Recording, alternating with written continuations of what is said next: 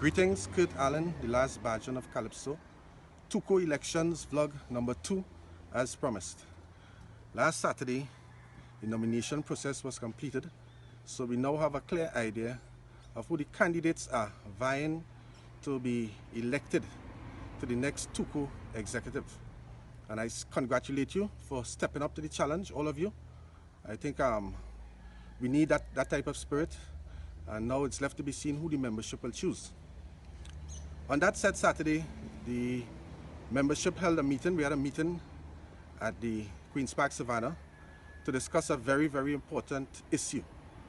I can only be me. I can only do it my way. I can't take the highway, the byway, or the tryway, or the main road. I have to do it my way. Sometimes I risk losing people with what I say. Sometimes I risk losing people with what I sing. And this is a risk that I always take. My first blog spoke about plantation politics, where massa puts the slaves against each other to make accusations, call names, insult each other. And Saturday's meeting basically was no different. Plantation politics was in full effect. I understand that people want to express themselves. They have things to say, they have questions, they ask pertinent questions that requires immediate answers. And I cannot tell you how to express yourself, but what I can say is that the people who sit on the chair, whether you like them, dislike them, agree with their principles or disagree, they represent the leadership of our organization. That's what I talk about, the you in TUCO, the you, the unity, the you. To understand that we cannot be disrespectful to the chair in that manner. And that's on the sour note that I found that, you know, the plantation politics was in full effect. But I don't carry that kind of spirit. I carry probably a spirit of a runaway slave, so I don't want to deal with that issue. There are important things right now to discuss in terms of taking Calypso forward. Taking Calypso forward. And that's what I want to deal with. There are 4 major things that I want to discuss, but I'll take them one at a time. I'll only do one right now. I would like to talk about the Youth Academy. I would like to talk about Calypso's ancient enemy. And I would like to talk about the only way Calypso can succeed. The only way. Yes, I want to talk about the only way, but that will be later on. Right now, I want to talk about the Calypso musicians. The Calypso musicians and our broken relationship with the Calypso musicians and how that has affected the growth or stunted the growth of Calypso. One can easily remember the times where the musicians were equal partners with the Calypsonians in this fraternity. In terms of the Calypsonians themselves were musicians. The Calypsonians, all the Calypsonians that we call the greats and the legends, they were musicians. They always walked around with a guitar. They were proficient in not just in the guitar, but in many instruments. We could go from Striker, we could talk about Lord Shorty, we could mention names coming down the list.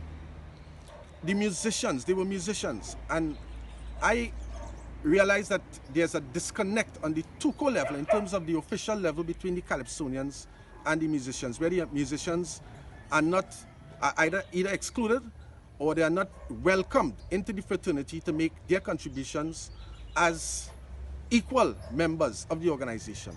It is important to note that the Calypso musician has played a leading role in the promotion of Calypso, for where Calypso was and where it is now. When you take into consideration the first ever Calypso recording in 1921 was done by Lovey's String Band. It was a band, no vocals. And then we could make a long list of Joey Lewis. We could talk about Mr. Dobson. We could talk about Ron Berridge, Clarice Curvan. We could talk about Roy Cape. We could talk about Ed Watson. We could talk about Pelham Goddard. We could talk about many of them, Leston Paul, Kenny Phillips, vibrant Calypso musicians who have vested interest in Calypso. When you take into consideration the band that backs the Calypso Monarch, for the Calypso Monarch finals, the band of musicians, they are not members of TUCO. So there is a disconnect in the relationship and the partnership between the Calypsonian and the musician, which has led to a breakdown in the quality of the music that we present, the quality of the music. The musicians are equal. They have the same interests, they invest the same time, the same love, yet they seem to be excluded from the decision-making process or have any influence over decisions to even make a contribution, because I'm not saying that there are no musicians who are members of TUCO. I'm talking about the calypso musicians. Many of them are getting old. Many of them are dying, unfortunately.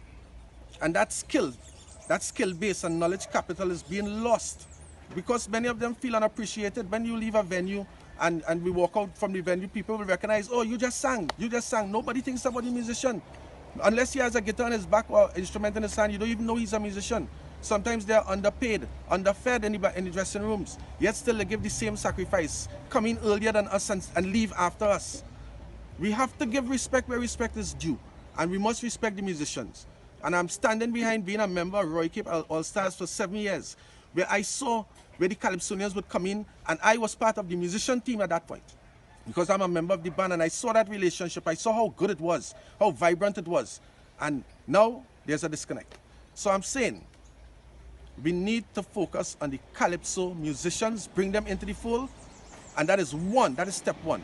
As I mentioned, there's a 4-step plan. Friday is my birthday, the 21st, and I will let you know my idea of taking calypso forward, the one and only way to move this art form forward. I want to fly.